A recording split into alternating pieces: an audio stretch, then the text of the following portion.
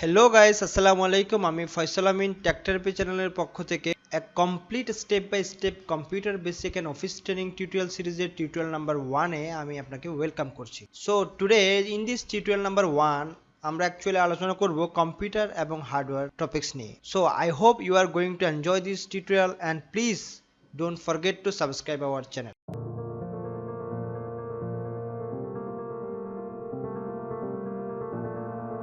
তাহলে প্রথমে আমাদের যে বিষয়টা আলোচনা করতে হবে তা হচ্ছে কম্পিউটার কি।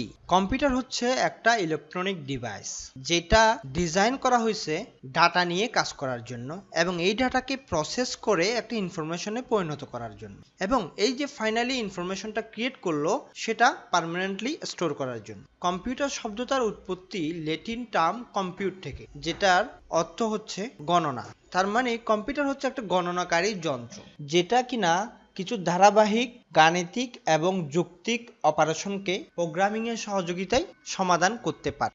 সো ওয়ার্ল্ডে যত ধরনের কম্পিউটার দেখা যায় সেগুলোকে বেশ কয়েকটা টাইপসের উপর ভাগ করা হয়েছে। প্রথম টাইপসটি হচ্ছে মাইক্রো কম্পিউটার, যেটাকে আমরা অনেকে পার্সোনাল কম্পিউটার বলে থাকি। সচরাচর সব জায়গায় আমরা যেই কম্পিউটারগুলো দেখি এগুলো অ্যাকচুয়ালি মাইক্রো কম্পিউটার। অন্যদিক দিয়ে মিনি কম্পিউটার হচ্ছে মাইক্রো কম্পিউটার চেয়ে একটু বড় কম্পিউটার, যেগুলো বড় এন্টারপ্রাইজ এনভায়রনমেন্টে ব্যবহার করা হয়।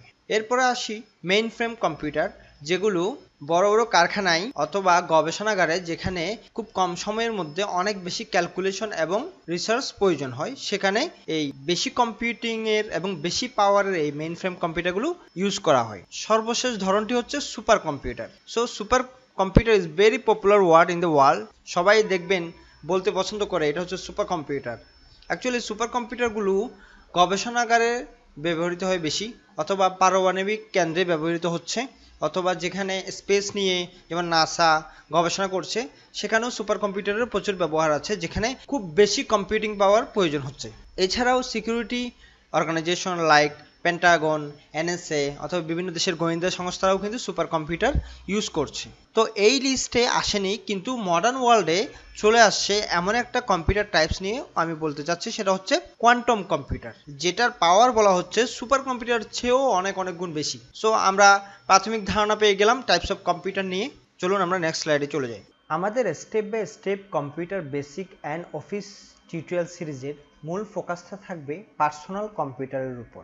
এটা একটা জেনারেল পারপোজ কম্পিউটার যেটার সাইজ, ক্যাপাবিলিটি এবং প্রাইস এটাকে পার্সোনাল ইউজের জন্য উপযুক্ত করেছে। এই পার্সোনাল কম্পিউটারগুলো খুব সহজেই বহনযোগ্য, সাইজে খুব ছোট হয়, এগুলো পাওয়ার কনজাম্পশনও খুব কম হয়, সর্বোপরি প্রাইস বাজেটের ভিতরে হয়, যার ফলে সব ধরনের ইউজার খুব ইজিলি এই পার্সোনাল কম্পিউটারগুলো ইউজ করতে পারে এবং ক্রয় করতে পারে। পার্সোনাল কম্পিউটারকে সংক্ষেপে পিসি বলা হয়। তবে এই পিসি ইন্ডাস্ট্রি মূলত শুরু হয়েছিল 1977 সালে। অ্যাপল, রেডিওশেক এবং কমোডোর টাইপের কিছু ম্যানুফ্যাকচারার পার্সোনাল কম্পিউটারগুলো প্রথম দিকে প্রডিউস করা শুরু করে। তবে পার্সোনাল কম্পিউটারের জগতে একটা ব্যাপক পরিবর্তন নিয়ে আসে আইবিএম নামক ম্যানুফ্যাকচারার, যারা আইবিএম পিসি নামের একটি পার্সোনাল কম্পিউটার 1981 সালে ছাড়ে। তবে তখনকার তৈরিকৃত পার্সোনাল কম্পিউটারগুলো সব ধরনের ইউজারদের জন্য পারফেক্ট ছিল না। শুধুমাত্র তারাই ওই পার্সোনাল কম্পিউটারগুলো ইউজ করতে পারতো যাদের একটা ভালো নলেজ আছে প্রোগ্রামিং এর উপর, কারণ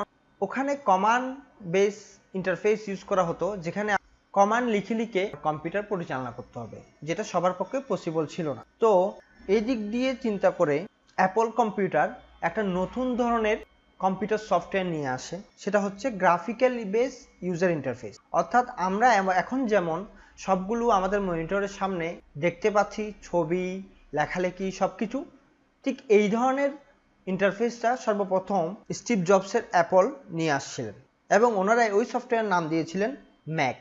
তবে রিয়েল পিসি ইন্ডাস্ট্রিতে আর্থকোয়াকটা নিয়ে আসছে মাইক্রোসফট, যখন তারা তাদের অপারেটিং সিস্টেম তথা সফটওয়্যার উইন্ডোজ নিয়ে আসলো মার্কেট, যেটা কিনা খুবই ইউজার ফ্রেন্ডলি। যে কোনো ইউজার সামান্য পরিমাণ নলেজ নিয়েও কিন্তু পার্সোনাল কম্পিউটারগুলো ইউজ করতে শুরু করলো।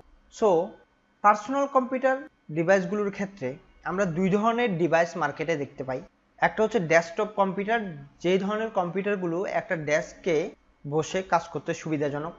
অন্যদিকে আমরা দেখতে পাচ্ছি পোর্টেবল টাইপের, সহজে বহনযোগ্য এমন কিছু ডিভাইস, যেগুলোকে আমরা বলছি ল্যাপটপ, অনেক সময় বলছি নোটবুক। তো এই দুই ধরনের পার্সোনাল কম্পিউটার ইউজার আমরা বর্তমানে দেখতে পাচ্ছি। সো পার্সোনাল কম্পিউটার নিয়ে আমরা অনেক আলোচনা করে ফেললাম, এবার সরাসরি চলে যাই কম্পিউটার বা personal computer whatever you call it. কম্পিউটারের এলিমেন্টস কয় ধরনের, মানে কি কি দিয়ে অ্যাকচুয়ালি কম্পিউটার গঠিত। তাহলে সেখানে পাচ্ছি আমরা two main element for a computer. প্রথমটা কি? হার্ডওয়্যার, তারপর একটা সফটওয়্যার। হার্ডওয়্যার কি? হার্ডওয়্যার হচ্ছে সেটাই যেটা সিম্পলি টাচ করা যায়, ধরা যায়, ছোঁয়া যায়, দেখা যায়, এবং একটা ফিজিক্যালি একটা এক্সিস্টেন্স আছে এবং একটা স্পেস কনজিউম করে।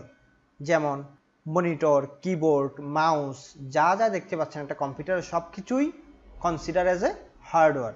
অন্যদিকে সফটওয়্যার হচ্ছে যেটা ধরা যায় না, ছোঁয়া যায় না, কিন্তু দেখা যায়।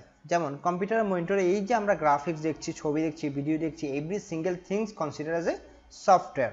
আমরা এগুলো নিয়ে আরো একটু ডিটেলস আলোচনা করব সামনে আগাচ্ছি। প্রথমে আসছি computer hardware. Computer hardware is what you can actually physically touch. Computer hardware is the collection of physical parts of computer system. This includes the computer case, যেটাকে আমরা কিনা কেসিন বলি, monitor, keyboard and mouse. It also include all the parts inside the computer case. তাহলে এই যে একটা কেসিনের ভিতরে থাকা জিনিসগুলো কিন্তু কনসিডার অ্যাজ এ হার্ডওয়্যার, কারণ এগুলো টাচ করা যায়। Such as the hard disk drive, যেটাতে কিনা আমরা স্টোর করব ডাটা, হার্ড ডিস্ক বলি আমরা এটাকে। মাদারবোর্ড, যে একটা ইলেকট্রিক্যাল মাদারবোর্ড, যেখানে আপনি কারেন্ট থাকা অবস্থায় হাত দিলে আপনার ইলেকট্রিসিটি শক দিবে। এছাড়া ভিডিও কার্ড বা গ্রাফিক্স কার্ড বা মেনি আদার্স থিংস। কম্পিউটার হার্ডওয়্যারসের আবার টাইপস আছে, যে কম্পিউটার হার্ডওয়্যারগুলোকে বেশ কয়েক ভাগে ভাগ করছে। প্রথমটি হচ্ছে ইনপুট ডিভাইসেস, তারপর হচ্ছে প্রসেসিং ডিভাইসেস, তারপরে আউটপুট ডিভাইসেস। আমরা এই টিউটোরিয়ালে কম্পিউটার হার্ডওয়্যারের দুইটা টাইপসের এক্সাম্পল সহ আলোচনা শেষ করে ফেলবো। একটা হচ্ছে ইনপুট ডিভাইসেস, আর একটা হচ্ছে 3 নম্বরটা যেটা আউটপুট ডিভাইসেস। মাঝখানে প্রসেসিং ডিভাইসেসটা আমরা নেক্সট টিউটোরিয়ালে নিয়ে যাচ্ছি। সো ইনপুট ডিভাইসেস যেটা হয়, কমান্ড দিবেন, হার্ডওয়্যারের প্রসেসিং ডিভাইসগুলো এটাকে প্রসেস করবে, তারপর আউটপুট ডিভাইসের মাধ্যমে আপনি ফলাফলটা পাবেন। কিছু ইনপুট ডিভাইসের এক্সাম্পল আমি এই ছবিতে দিচ্ছি। প্রথমে দেখুন মাউস, কিবোর্ড যেখানে আমরা লেখালেখি করতে পারি, টাইপ করতে পারি। তারপরে বলছে জয়স্টিক। অ্যাকচুয়ালি জয়স্টিকটা হচ্ছে গেম খেলার জন্য এই ডিভাইসটা ব্যবহার করা হয়, এবং এটা দিয়ে আপনি কমান্ড দিচ্ছেন, ডানে যাবেন কি বামে যাবেন, বামে গেলে চলে যেতে পারবেন নাকি ডানে গেলে দ্রুত চলে যেতে পারবেন। আমি বলছি মোটর রেসের কথা, কার রেসের কথা, আশা করি সবাই দেখছেন। এরপর হচ্ছে লাইট পেন, এটা দিয়ে আসলে লেখালেখি করা যায়। একটা স্ক্রিনের অনেক ধরনের এখন মডার্ন ডিভাইসেস আছে যেখানে আপনি লাইট পেন দিয়ে লিখতে পারছেন। তারপর টাচপ্যাডটা কোথায় থাকে? ল্যাপটপ বা নোটবুক ডিভাইসগুলোতে থাকে। দেখবেন মাউসের অল্টারনেটিভ হিসেবে এটা ইউজ হয়, এবং এটা দিয়ে আপনি কমান্ড দিতে পারবেন কম্পিউটারকে। দেন মাইক্রোফোন তো আমরা সবাই চিনি, এই যে আমি যেটা দিয়ে কথা বলছি, যার ফলে অডিওটা রেকর্ড হচ্ছে, সেটা একটা মাইক্রোফোন। তো মাইক্রোফোন দিয়ে যা হয়, আপনি কথাগুলো অন্য প্রান্তে শোনার জন্য বলবেন এবং এটা ক্যাচ করে নেবে। তারপর হচ্ছে ট্র্যাক বল। আচ্ছা, ট্র্যাক বলটা হয়তো অনেকে আপনারা নাও দেখতে পারেন, তবে এটা অনেকগুলো পুরনো ডিভাইসে অথবা অনেক ধরনের বা ডায়াগনস্টিক টাইপের কোম্পানিগুলোতে আল্ট্রাসোনোগ্রাফি বা এই ধরনের কিছু টেস্ট করানো হয়। আপনারা দেখবেন এটা ট্র্যাকার বলটা ঘুরায়, তার মানে এটা দিয়ে একটা কমান্ড দেওয়া হচ্ছে কম্পিউটারকে। তারপর হচ্ছে স্ক্যানার দিয়ে কি হয়, যে কোনো একটা ফিজিক্যাল ডকুমেন্ট বা যেমন একটা পেজ বা একটা ডকুমেন্টসের কমপ্লিট একটা কপি ছবি তোলা হয় বা স্ক্যান করা হয়। এটা অনেকটা মোবাইল ক্যামেরা ছবি তোলার মতো না, এটার একটা ভালো রেজুলেশনের একটা ডকুমেন্ট স্ক্যান করা যায় বা কপি করা যায়। এটা অনেকটা জেরক্স কপির মতো বা ফটোকপির মতো, যেটা ফিজিক্যাল কপি থেকে সফট কপি ক্রিয়েট করছে। তারপর আমরা দেখতে পাচ্ছি একটা এক্সাম্পল, ডিজিটাল ক্যামেরা কি হয়, আমরা ছবি তুলি, সুতরাং এটাও একটা কমান্ড দিচ্ছে, তার মানে এটা একটা input devices. So I hope you guys understand the input devices. খুব দ্রুত বললাম এটা, যদি আপনাদের কোনো প্রশ্ন থাকে আপনারা অবশ্যই কমেন্ট বক্সে জানাবেন। এরপর আমরা আলোচনা করছি আউটপুট ডিভাইসেস নিয়ে, অর্থাৎ যেটা দিয়ে আমি ফলাফল দেখি। এখানে এক্সাম্পল এই ছবিতে দেখতে পাচ্ছেন, প্রথমে আছে স্পিকারস দিয়ে কোনো একটা মিউজিক বা কোনো একটা অডিও বা ভিডিওর সাউন্ড শোনা যায়, তার মানে এটা আমরা আউটপুট পাচ্ছি। তারপর হচ্ছে মাইক্রোফোন, যেটা মাইক্রোফোন না বলে আমরা হেডসেট বললে বেটার হতো, কারণ এটা দিয়ে আমরা মিউজিক শুনি বা অডিও শুনি না, তাই তো।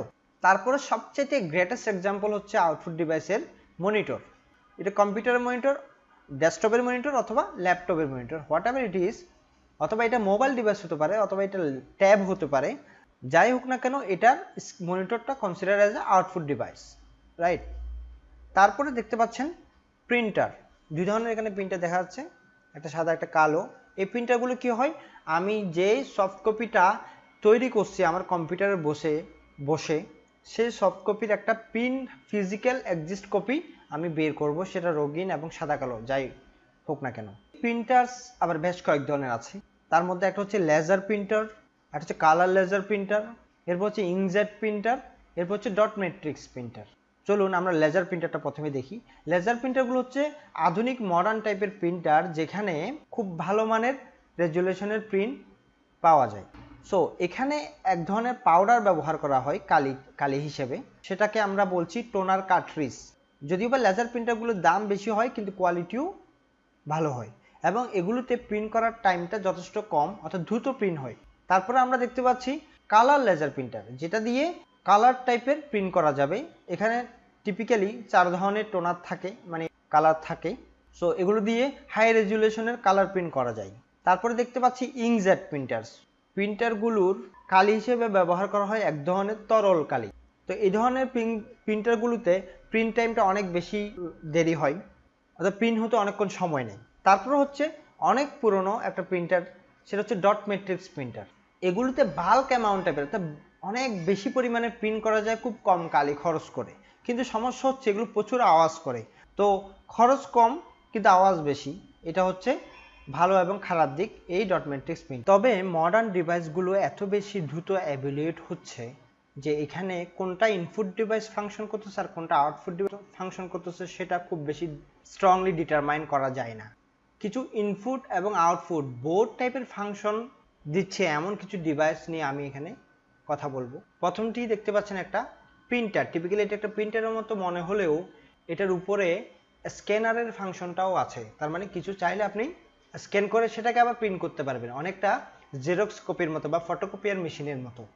তাহলে স্ক্যানার একটা ইনপুট ডিভাইস, অন্যদিকে প্রিন্টার একটা আউটপুট ডিভাইস, কিন্তু এই ডিভাইস সাথে দুই ধরনের ফাংশনেই করা যাচ্ছে। তাহলে এটাকে আমরা কি বলবো, ইনপুট আউটপুট ডিভাইস। অন্যদিকে আরেকটা চমৎকার এক্সাম্পল হচ্ছে মডার্ন স্ক্রিন টাচ করা যায় এমন ডেস্কটপ বা ল্যাপটপ কম্পিউটারগুলো, যেখানে আপনি মনিটরটা পাচ্ছেন আউটপুট ডিভাইস হিসেবে, সেই সাথে আবার ইনপুটও দিতে পারছেন আপনার ফিঙ্গারের সহযোগিতায়।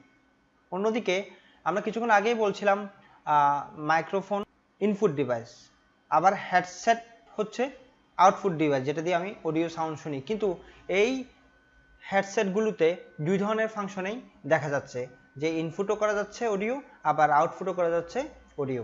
তার মানে এটা একটা input output both function device. অন্যদিকে আমরা টিপিক্যালি দেখি এই ধরনের পেনড্রাইভ দিয়ে আমি ডাটা দিতেও পারি কম্পিউটারে, আবার কম্পিউটার থেকে আমি এই পেনড্রাইভে নিতেও পারি। দ্যাটস মিনস এটাও একটা both kind of function device. অন্যদিকে আরেকটা ভালো এক্সাম্পল হচ্ছে যে মডেম। দেখবেন বিভিন্ন সিম কোম্পানির মডেম আছে, যেগুলোতে আপনি সিম ঢুকিয়ে প্যাকেজ কিনে আপনার ইন্টারনেট কানেকশন নিতে পারবেন। তাহলে এই মডেমগুলো আপনার ডাটা অনলাইন থেকে আপনার কম্পিউটারে আনা নেওয়ার কাজে সহযোগিতা করছে, তার মানে ইনপুট আউটপুট বোথ কাজটি করছে। সো তাহলে আমরা আমাদের টিউটোরিয়াল নাম্বার 1 শেষ করে ফেললাম। আশা করি আপনারা টপিকসগুলো বুঝতে পেরেছেন। যদি কোনো ধরনের প্রশ্ন আপনার মনে এসে থাকে, please don't shy to question us. Any time আমরা চেষ্টা করব আপনাদেরকে হেল্প করার জন্য। আশা করি টিউটোরিয়াল 2-এও আপনাদেরকে আমরা পাবো। সেই পর্যন্ত ধন্যবাদ। আসসালামু আলাইকুম।